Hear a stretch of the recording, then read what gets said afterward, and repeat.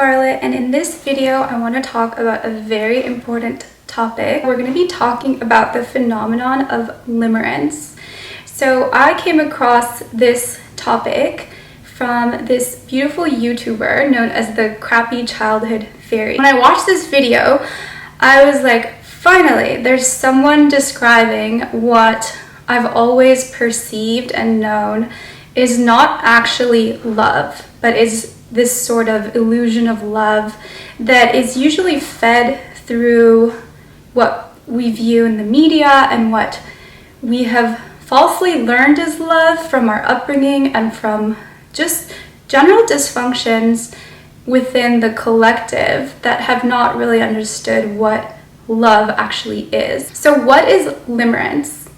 Limerence is the state of being obsessively infatuated with someone, usually accompanied by delusions of or a desire for an intense romantic relationship with that person. Limerence is a trauma response to neglect or abuse in childhood, where in a state of cognitive dissonance, a child creates a split introject. An introject is basically the opposite of projection. So when you project something, you're taking something of your own beliefs and thoughts and behaviors and you project it onto someone else.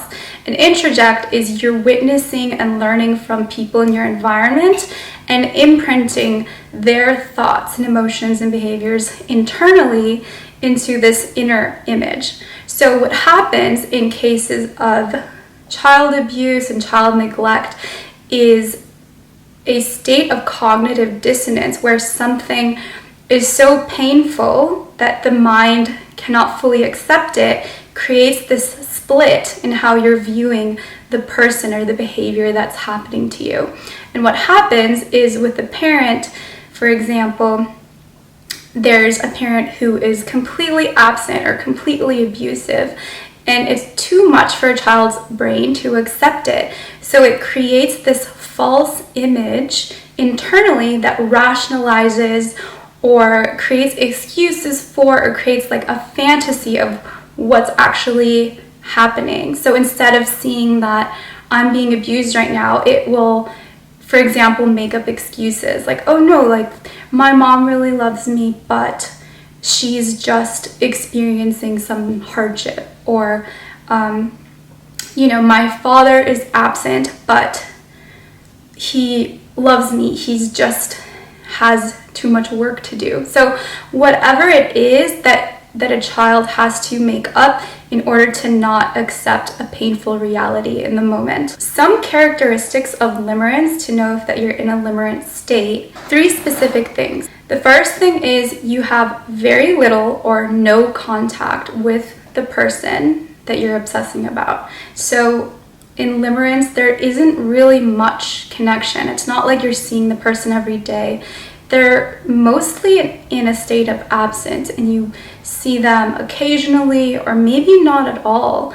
In extreme cases of limerence, it could be that you've never actually even met the person or you've only seen them in passing. Number 2 is you engage in magical thinking about the person. You may be looking for signs and synchronicities. If you're a spiritual person, you may feel very sure that this is your twin flame.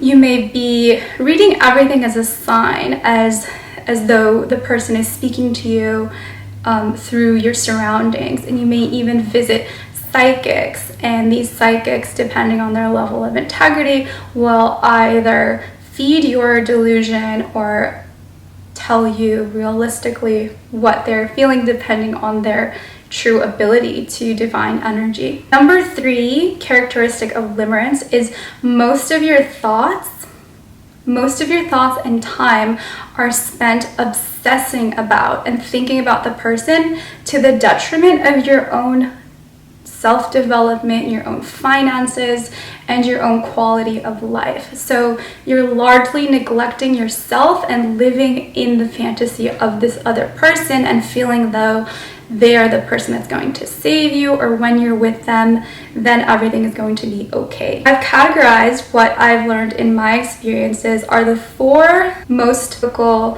traumas that are sustained in childhood that create states of limerence. And these are enmeshment, neglect, triangulation, and abandonment. So let's give an example for enmeshment. And this is an example that a person actually mentioned in one of the comments on my channel. And this is, you say that you're dating somebody, and while you're with them, you're kind of aloof with them. You're not very close, you're interacting with them, but you kind of feel like you have a wall with them. And for some reason, just their presence doesn't feel like you really could be intimate with them. And then all of a sudden you break up and you just can't stop obsessing about the person. So all of a sudden, while you were with this girlfriend, for example, you didn't really feel love or connection, but now they're out of the picture and you're just obsessing and you're thinking about all the good times, and you're just in this state of feeling regret and like you did something wrong. So why would this type of limerence happen? And I'll give you an example. Let's say as a child you had a mother that was very, very smothering of you. Let's say that this mother went into your belongings all the time. She didn't really give you space. She was constantly nagging you. She wanted to control every aspect of your life. This would cause you as a child to create an introject where, because of the pain of feeling so suffocated, you had to create an ideal of a mother that gave you space, that let you breathe. So what would happen is, as an adult in your relationships, you perceive intimacy as a threat. And while you're with someone, you're not able to bring those walls down. You view closeness as abuse because that's what your mind associated it with because of your early childhood experience. So what happens is the introject and the ideal inside your mind views that the perfect ideal partner is someone who gives you space, someone who's in a distance. Thus, when you actually break up with your partner, suddenly you feel this fantasy and this limerence because now they are matching the ideal of your introject. So you can see it's very intricate sort of trauma response that is learned and has a use when it is happening in order to give you a sense of normalcy and survival, but basically is not sustainable as an adult and must be healed. Number 2 example of limerence is neglect. And I like to say that neglect is one of the most pervasive types of abuse and one of the most invisible forms of child abuse, because in a child's mind, it's easy to remember somebody being manipulative or abusive or yelling or screaming, but neglect is a very silent form of abuse. So you may have had all your needs met, you may have been given food, you may have been helped with your school projects and your homework, and you may have been given all the surface things, but in neglect, there isn't really a proper form of mirroring. So I'll give you an example of limerence based on neglect trauma. So let's say that you meet somebody or you see them from a distance. You maybe see someone's social media, or let's say you see a social media personality, or you watch a movie and you love the character in the movie and you begin to study this celebrity and begin to actually become like a fan and really obsess over this person and just really, really crave to know everything about them. And we see this a lot with people who become those obsessed fans and have like poster boards, or they have posters all over their room, or they can't stop talking about the person. Or it could even be someone you meet in person. So let's say you meet somebody at a party and it was a public thing, you never really got their number and you don't really know who they are, but based on maybe a brief conversation, you begin to really interpret what was said. You kind of feel like, I think the way they were looking at me and the energy, there was something there, but I didn't get their number and I don't think my mutual friends don't know them. And so the mind maybe begins to just fantasize and obsess and feel that I missed an opportunity. I've actually come across some people who've done this in a repetitive pattern where, for example, a friend that I knew would be on the beach and she would see, a cute guy rollerblading or skating and, running, walking by, and then feel like, oh, I missed the opportunity, and that was the one, and he looked at me a certain way, and we had a brief hello, and kind of just in this limerent state of regretting and fantasizing and thinking about, like, why didn't I get his number? Why didn't I, so this is limerence based on neglect, where basically there's a brief encounter, someone that's not really present, but there's this perception and this growing fantasy of love around it. So this type of limerence is usually caused from an extreme form of neglect in childhood where there was not a proper actual relationship. So maybe the parent was there briefly fulfilling their responsibilities, but there wasn't actually any real relationship. As a child, it's very important to have your emotions validated and to have that mirroring. So if you had a parent who was neglectful of that mirroring, either because they were an alcoholic or they were always busy at work or they were just generally not energetically present, this can make you very susceptible to this type of limerence in relation to neglect. As a child, it's extremely painful to accept that a parent isn't actually caring about your needs, that they're prioritizing something else, or that the parent isn't actually there.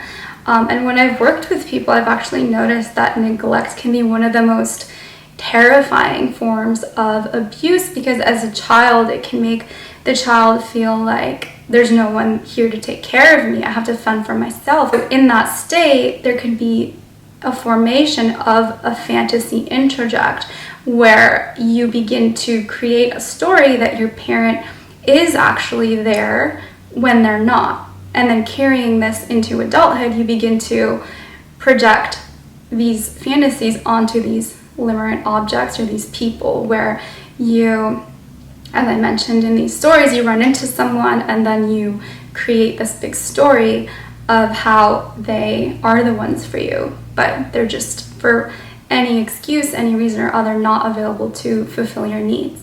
The number 3 example of limerence is related to triangulation. So this is the type of limerence where you may fantasize about a boss or someone who is married or somebody that is really obsessed with their work and their work is in competition with the time for you. So how does a limerence like this happen? Let's say, for example, that you had a parent with narcissistic tendencies. A parent with narcissistic tendencies often will triangulate siblings against each other. They may play favorite, have a golden child, have a child as a scapegoat.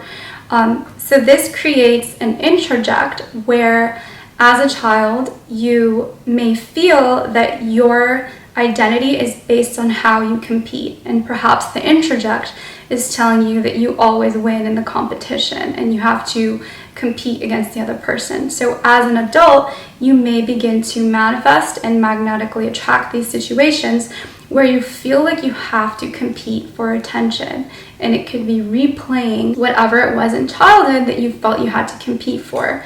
Most likely it'll be an exact mirroring that's playing out unconsciously. So if your parent was triangulating you with people, let's say, for example, that you had a father that separated from your mother, and let's say after he separated, he would always have women over the house and give all his attention to these women to the detriment of giving you attention. This could very much manifest as you manifesting a man that is also putting you in these situations where you feel that you have to compete with these other women in order to get a form of attention. If you were triangulated with something that wasn't personal, for example, let's say that your parent always prioritized their job over you, then you would likely manifest someone who prioritizes their work and makes you feel that you are not the priority. And this is again a replay of the trauma of triangulation in childhood. The number 4 example of limerence is abandonment, and this is a very common one. So let's say, for example, that you meet somebody while you're traveling, you have a fling with them, and then they go home, and now there's this long distance relationship where the conversations are getting less and less and less, and eventually they fizzle out, but your state of thinking and emotions remain fixated on that person. So this type of abandonment could be linked to a parent that was fully absent or partially absent. So say at a certain age, you had a parent that divorced or separated and was never in your life. Without healing that kind of trauma, you may feel attracted to these types of situations. So the inner introject of the child who is abandoned feels that if I can attract somebody who is at a distance but gives me attention, then that means that I was loved by my father who was absent or my mother who was absent. So the common denominator in all these situations is the limerence is a coping technique or an attempt to reconcile the early learned trauma. So the inner introject is yearning for completion and resolution from something on the outside. So if the introject was abandoned, it's looking for the person who is at a distance that will come back and thus prove that you were worthy or you did receive love. So you're basically trying to work something out externally in order to validate your feelings of worth and feeling that you do deserve love. So in the case of triangulation, the introject is trying to prove its worthiness by winning against the competition. In the case of enmeshment, the introject is trying to prove that it's worthy of love by having a safe distance. And in the case of neglect, the introject is trying to prove that it was loved by proving that the person neglecting you does really have feelings for you, and justifying and creating a story around that to ease what actually may have happened to you. Now, I know a lot of this stuff may be hard to hear because it really goes against a lot of what we learn about love in society, and it can be very difficult to accept as a truth that this fantasy that sustained you for a long time is actually just that, a fantasy, not rooted in reality, and actually may have been a waste of your time and your energy and your love. And I want to tell you that this type of love, these types of examples that I'm giving you, this is not really love. Real love is present, it's reciprocal, it's nourishing, and it comes from the reflection of divine love, of that self-love.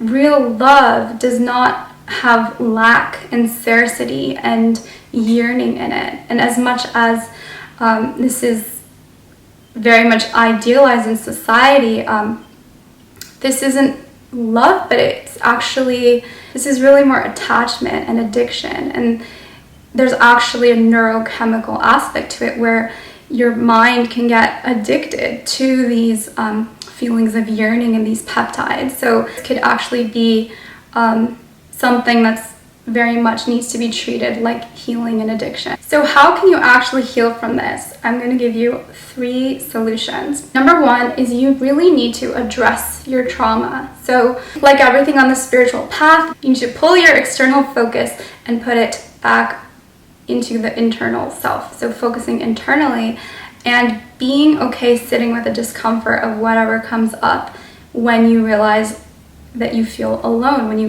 realize the actual aloneness of the situation that you are limerent in. When you develop a spiritual practice, when you do meditation, yoga, breath work, anything that works on the inner self, on the spirit, this can help you to reintegrate with your inner self, become more embodied, being in your body. This helps heal trauma. If you feel that this is something that's really strong, you can't do it on your own, I really believe that plant medicines with a reputable, very skilled shaman can be very good at providing a strong push out of these traumatic entanglements. Hypnotherapy is my personal favorite modality to work with, and it can be extremely effective because you're going straight into the subconscious mind and rewriting the programs, healing, changing those root traumas and the root stories. Number 2 solution to limerence is you need to focus on your own life. So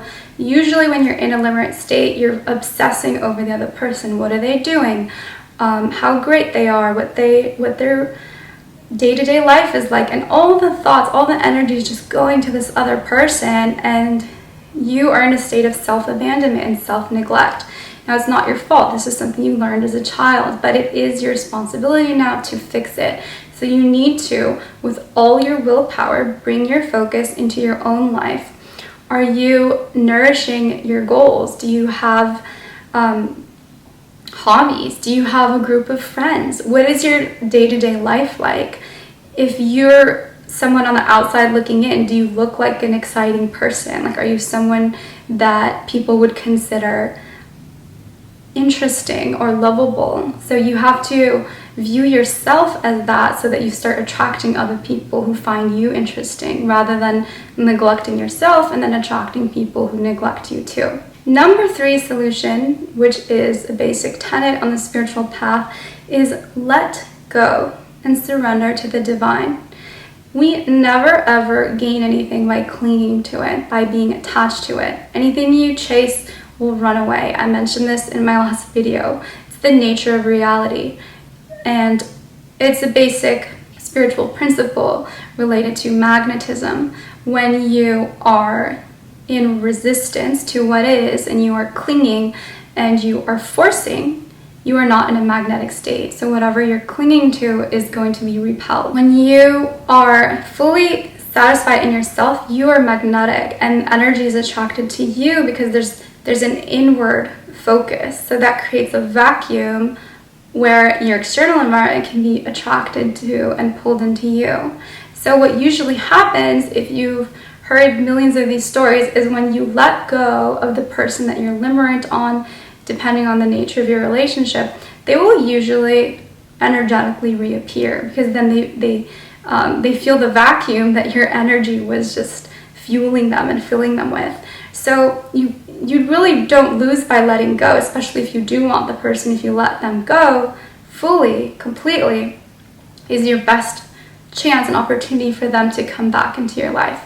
And if they don't, then it's going to be someone who's energetically very similar, but a match to your healed beliefs. And so someone that you had qualities of what you loved about this person, but is actually able to match your beliefs of worthiness, to have someone who's present and reciprocal with your attention and energy. So I hope this video was helpful, and I know that this can be a lot to take in. It's very eye-opening when you realize that something you may have been practicing or engaging in or dwelling on isn't actually reality. It can be a big blow to your ego, or to how you view your worthiness. But it's always better to face the truth, face reality, and pick up from where you are. There's life can always be changed. There's always time to improve. There's always time and space to love yourself enough to decide that you want something better. Anyways, you guys, thank you again. Leave me some comments, like, share, subscribe if this was helpful to you, and I'll see you guys in the next video.